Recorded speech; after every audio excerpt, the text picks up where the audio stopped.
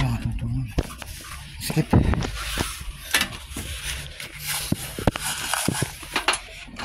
Napakasikip dito. Ganito pala kahirap. Nasikip. May magandang araw mga boss. Puntahan natin yung mga lumang tangke. Tingnan natin kung ano yung mga kalagayan nila dito kung maayos pa. Ano to guys, mga ginamit din siguro to nung World War II. Ngayon puntahan natin, unahin natin tong isang kanyon dito. Ayan. Ngayon, naaalagaan naman nila yung tsura ng mga kanyon dito. Ito siguro nakalagay dito ay yan. Siguro napakatagal na panahon na rin to dito. Hindi ko rin alam kung paano nila nadala dito. Tapos meron pa dito sa kabila. Ganoon din ang itsura niya, pero magkaiba lang yung parehas din sila. Ayan, parehas din sila ng itsura. Paano kayo ito gamitin nandito? Guys, punta natin. Ito ba? Ito ka dito. Oh, super! Tapos puntahan natin yung isang yan.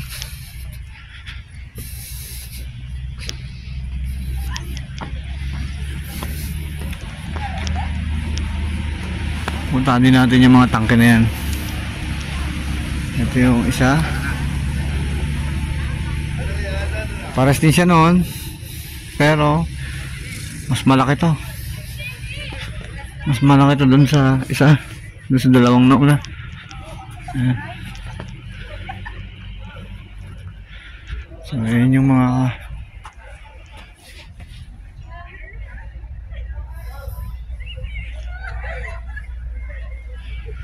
tsura ng mga mechanicals niya. Yan. Dalawa to guys. Parehas din to, same yun at saka ito.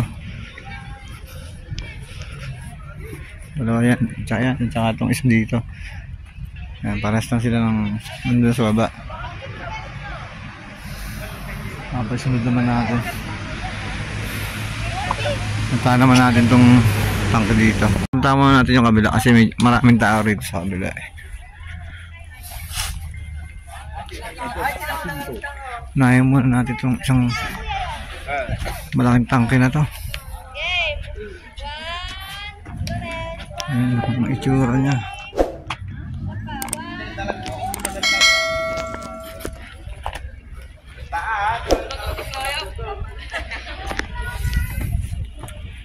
Ayan. Maayos pa naman.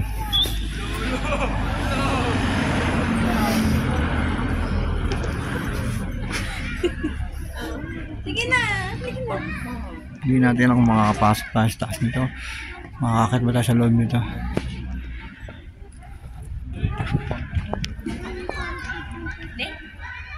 Buo natin makakit sa taas.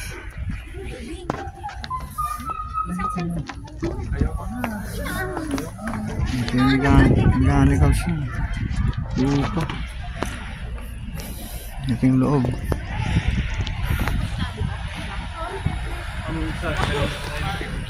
Pero hindi ko alam kung ano ito, mga lagayan siguro ng mga bala yan. Oh, ito yung pinakaloob niya. Ayan, may mga ganyan.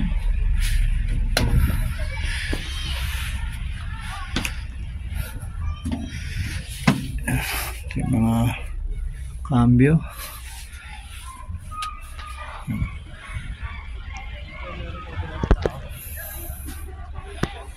Try natin puntahan yung kabila. Ba tayo dito? Hindi, sa kabila. Ba tayo dito?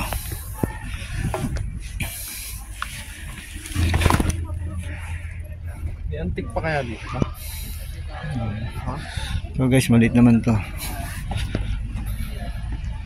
Ganon din yung itsura nung sa unang dalawa.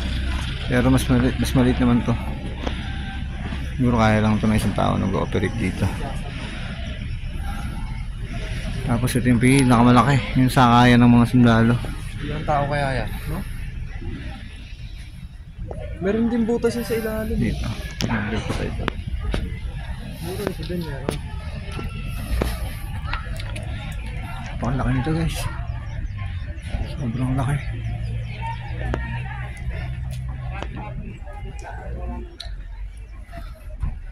Pwede natin umakit sa taas nito para makita natin yung loob. Wala na siyang kadena. Doon sa gilid may butas doon. Tanggal yung kadena niya. Sakayan to ng mga sundalo.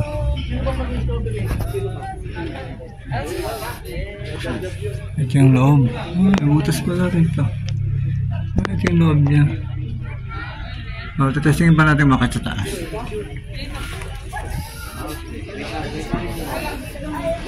Dito pa pwede siguro. Testing natin makit. Pwede dito ba, no? Kaya ba? Parang nakalapit yung camera.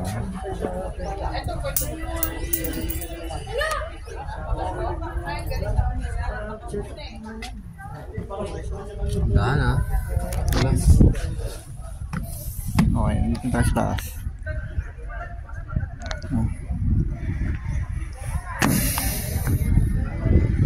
Ito yung pinakababaw, yung takip. Doon.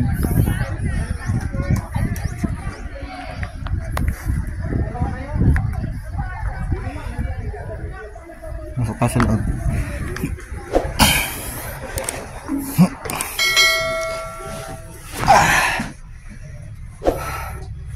So wala na yung mga aparato niya dito. Wala na. Talagang pan-display na lang ito dito. Tapos napakalawag yung loob nito. Kasya dito ang mga 30 sundalo. Ayun yung makina. Dalawa makina ito. Left and right. Doon pinakamakina niya, kabilaan, isang makina, napakalaki.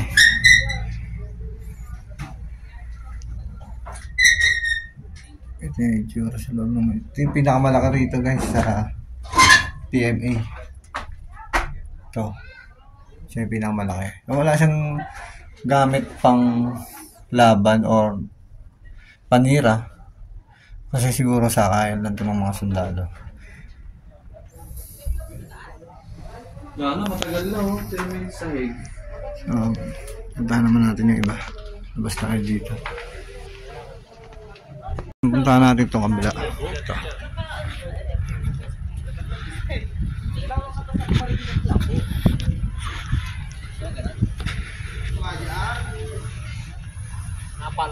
So, may mga kadena pa pero wala na rin to. Hindi na rin to gumagana.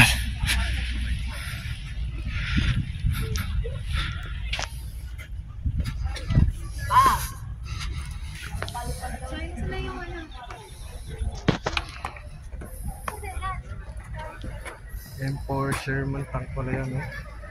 Anong pinagkaiba nito? Okay tayo sa taas. Tingnan naman natin loob nito. Ito naman yung akitin natin. So, may mga bukasan pang ganito. Napakabigat na. Makalaki nito. Bakal na to.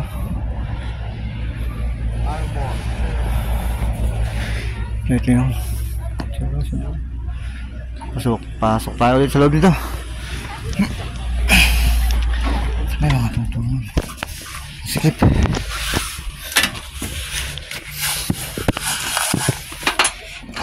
Napakasikip dito.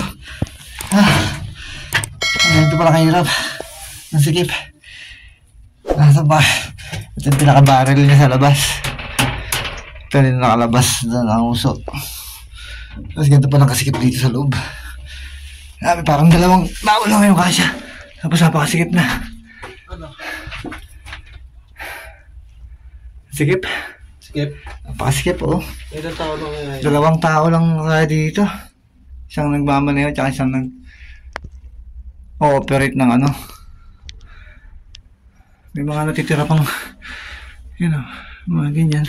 Tatalbog lang ba yung bala dyan? Ha? Kahit sniper? Oo. Ayan.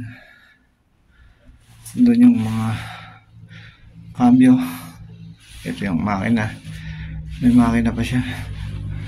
Tapos, itong buong ito, ito yung umiikot. Ito yung umiikot. Tapos, nawala na yung upuan ng nag-ooperate. Kasi dapat ito yung lagay ng bala. Nakalagay ng bala. So wala na. Kalawang na to. Kala ko murong. Ginagawa ko ano dyan. Tumali yung gear niya. Yung nagpapaikot yung pinakarel niya. Dito sa buong ulo para umikot. Wala na. Lawang na. Nagalaw dito. Oo, nagalaw yung pagkita. Ito nagalaw pa. Buto to. Okay na. Ay, patitingin natin sa labas. Ha? Ge. Ge. Naangat. Ge. Ge, baba. Nagana. Baka makita ka ng guard. Pero nagana pa. So, ito yung isa. Nice. Ito. 3 to. Papasukin natin yan lahat. 1, 2, 3. Ito yun. Isa. Tapos, yung mga rim. Ako na. Ito yung mga rim. Papasok kasi ako sa loob eh. Ito. Yan. Yung itsura. Ikaw ba? Pasok sa loob. Tinan mo kung pwede pumasok. Sa mga kapag pwede. Pinasok ko na kanina. Pwede. Pwede. Makitin natin. Ito lang oh. Ito. Oh. Pinasok ko na kanina. Pakihawak mo ito. Akit ako. Saan daan? Gitna? Wala akong daan. Oh. Ay, meron ba? Ano pinasok mo? Ito ibabaw. Oh. Ito may daanan sa loob. Paras din ito nung pangalan nito. Pasukin natin.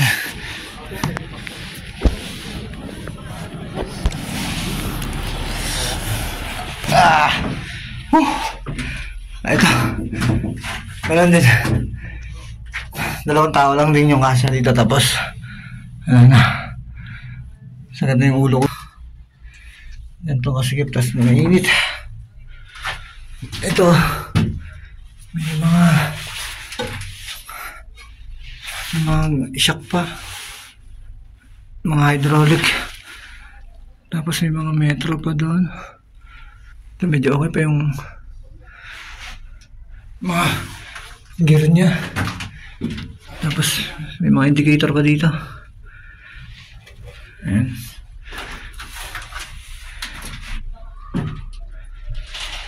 Ayan. Sa loob nito. Ayan. Ay, mga hindi ko alam kung ano to. Tapos ayun yung mga kung ano yung mga vinyas.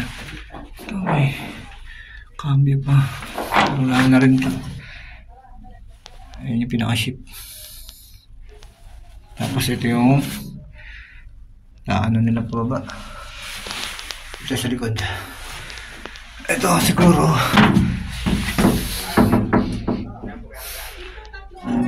compartment.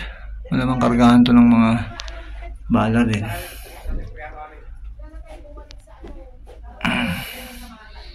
Ayan. Itsura. Napakasikip nito. So ito yung tinginan nila to. Kung may tatapat yung kanyo nila dito sa saan yung target. Yan. Diyan sila tumitingin para makita nila kung saan yung target nila. Sakit na. Labas na tayo dito. Napakainit. Init. Ang init.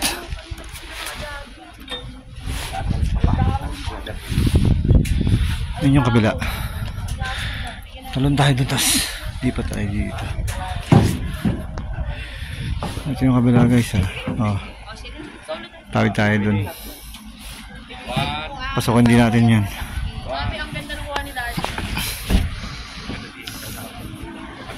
Ito yung barrel, oh. Doon tayo galing. Ito naman hindi. Tingnan natin itong kabila naman.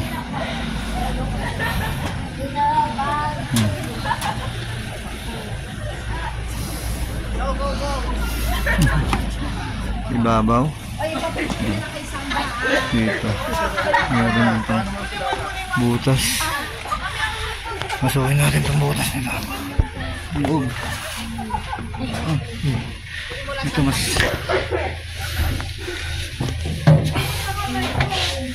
okay ito nung ito naikot pa yung pinaka barrel. Buo pa yung ano niya, gear. Bun bantayan adeta ko. Bun. Bun mo. Yan. Ano natin yan.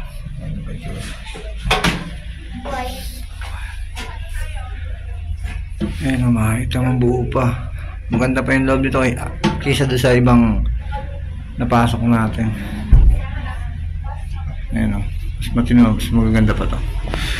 Buo pa yung mga ayan o, yung mga nalalabi pang mga gamit. Maganda-ganda pa ito, maayos-ayos pa. Ayan. Parang mas mapangit. Tapos labas tayo, tingnan natin yung labas niya dito, likod. Ayan, dyan tayo galing. Ayan yung isa. Ito naman yung papasukin natin. Kargahan dito ng mga sundalo. Ikutin mo natin yung harap.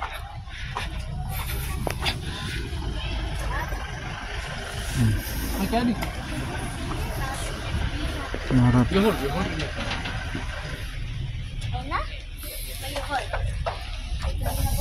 Pasukin natin yung loob. Tapos diretso tayo sa ibabaw.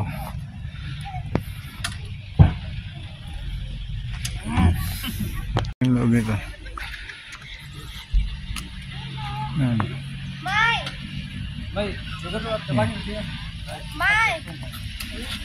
Ito yung pinto, bulok na. Pasok tayo dito. Ayan. Ito yung mga upuan ng sundalo. Ayan. Ito yung sa harap.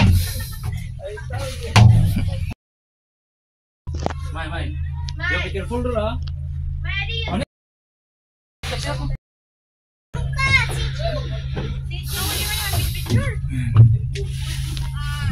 Pero medyo okay pa rin to, medyo maganda-ganda pa rin. Kumpara doon sa matagal na. Sige, upo ka na.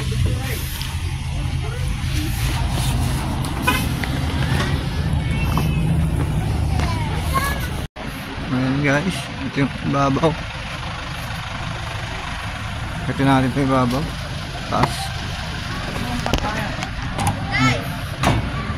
Ito yung taas ng pinasok natin ngayon.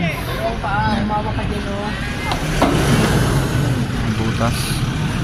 Ito sa ibabaw. Yung pinakatakip, ito naghanap ang takip niya, tsaka naikot pa. Naikot pa itong ito. So ayun yung mga pinuntahan natin dito guys, tsaka yung iba pa dun. So okay na siguro yan. Maraming salamat sa inyong manonood mga boss. Susunod lang po ulit na ating video. Salamat po.